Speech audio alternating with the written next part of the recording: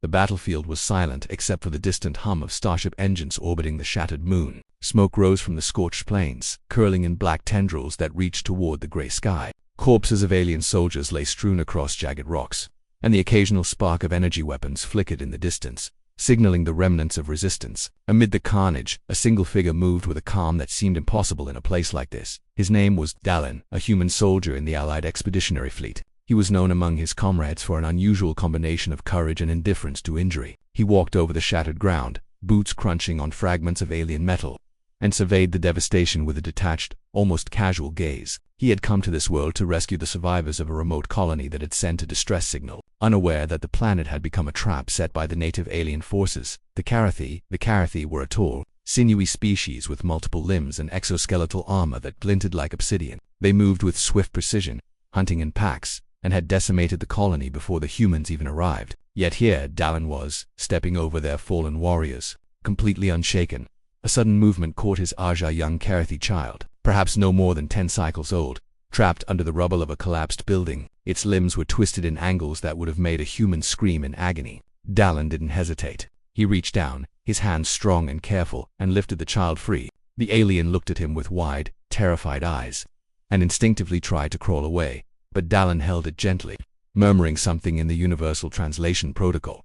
"Don't worry, you're safe now," he said, his voice steady, betraying none of the adrenaline pumping through his veins. Another Carathi ambush came from the ridge above, a small squad armed with energy lances. Dallin reacted with practiced precision, sidestepping an incoming blast that carved a trench into the ground where he had stood a heartbeat before. He fired his plasma rifle, taking down the closest alien with a single, clean shot, then rolled to cover behind a shattered wall. His chest heaved, and he could feel the sting in his ribs, a sharp, screaming pain. He didn't pause. The child in his arms whimpered, and he tightened his hold, knowing that panic would be worse than any injury. By the time reinforcements from the fleet arrived, Dallin had already cleared a path to the evacuation point. Medics found him leaning against a fractured pillar, breathing heavily but unbowed. They noted the obvious: multiple broken bones, deep lacerations across his arms, and a long gash along his side. "You need to get treated," one medic said, her voice trembling. "I'll be fine," he replied, brushing away her concern. "Nothing a few hours in the med bay can't fix."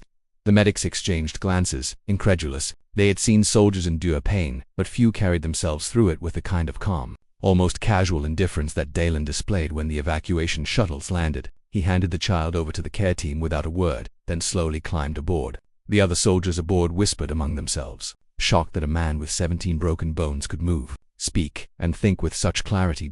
As the shuttle lifted off, leaving the burning moon behind, Dallin looked out at the horizon. The devastation below was absolute, yet a part of him felt a strange satisfaction, not from the violence but from knowing that the child, at least, had survived. That small victory was enough to make the pain, the broken bones, the exhaustion, all of it feel insignificant. In the med bay, Dallin reclined on a reinforced treatment chair. The fleet's medical officers hovered over him, running scans, preparing to administer the necessary treatments. Synthetic bones had been developed to stabilize human fractures faster than ever, but 17 broken bones was still a monumental challenge. "Dallin, you really shouldn't have come out there alone," one officer said. "You could have died."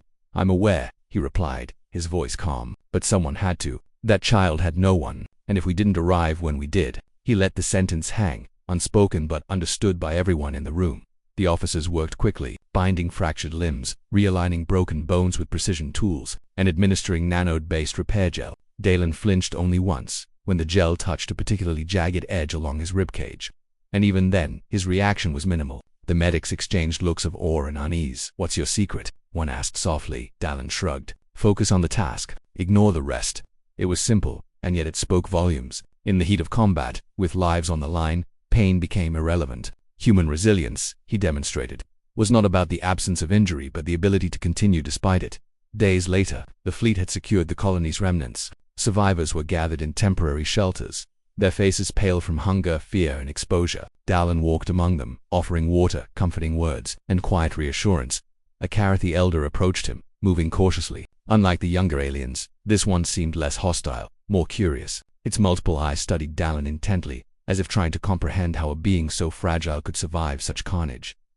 Your species," it said slowly through the translator. "You endure what we cannot. You suffer wounds that would kill many, yet you do not fall." Dallin gave a small nod. "We survive because we must. Pain isn't the end. It's just part of the path." The elder studied him for a long moment, then inclined its head. Perhaps we have underestimated you. Perhaps we have much to learn. It was the first sign that not all the Karathi were irredeemably hostile. Some could see the strength and resilience, the power and indomitable will. Weeks passed, and the human fleet helped rebuild the colony. Dallin remained on site longer than most, assisting in clearing debris, securing the area, and training the survivors in basic defense protocols. The 17 broken bones had healed, though faint scars marked his body, a silent testament to his ordeal. Yet Dallin moved as if none of it had happened, each day filled with purpose rather than complaint.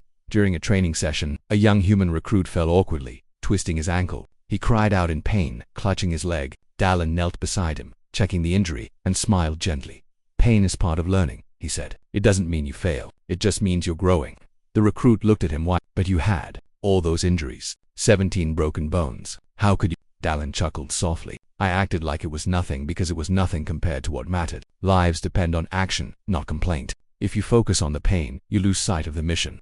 It was a lesson that resonated with everyone who witnessed it. Across the fleet and the colony, tales of Dallin's endurance spread. Humans were often underestimated by other species, considered fragile and soft. But stories like this challenged that perception. One evening, as the twin suns of the planet dipped below the horizon, painting the sky in hues of orange and violet, Dallin stood at the edge of the rebuilt settlement. The young Karathi child he had saved approached, now unafraid, walking with cautious but steady steps.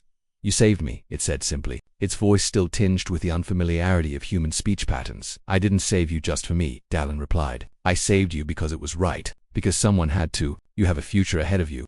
The child smiled faintly, the first genuine smile Dallin had seen on the planet in weeks. It was enough. In that moment, amidst the recovering colony, the broken buildings, and the lingering scars of war, Dallin felt a quiet satisfaction that had nothing to do with glory or recognition. He turned back toward the settlement, where humans and Karathi alike were working side by side. His body ached in places he hadn't yet realized, but it didn't matter. Pain was temporary. Survival, protection, and hope were permanent. That was the essence of humanity.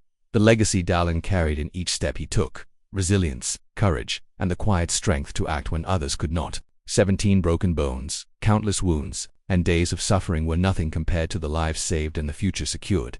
Months later, when the fleet prepared to leave the planet entirely, Dallin walked one last time among the survivors. The colony was stable, defenses established, and bonds between human and Karathi begun. He had become a symbol, not just of human physical endurance but of moral resolve, the kind of a story that would be whispered in mess holes and across star systems for decades to come. A fellow officer asked him quietly as the fleet's ships rose into the sky, "Do you regret it, going out there alone?" Dallin looked down at the planet, glowing softly under the setting suns. "Regret? No. The pain. It didn't matter. What mattered was that we acted. What mattered is that they survived. That is enough for any soldier." The ships lifted off, leaving behind a world that would not forget the human who treated 17 broken bones like they were nothing. The legend of Dallin, the man who embodied the extraordinary endurance of humanity, had begun, and somewhere among the stars, that legend would travel, shaping the perception of humans as a species not to be underestimated, resilient beyond imagination, and capable of acts that no other civilization could comprehend.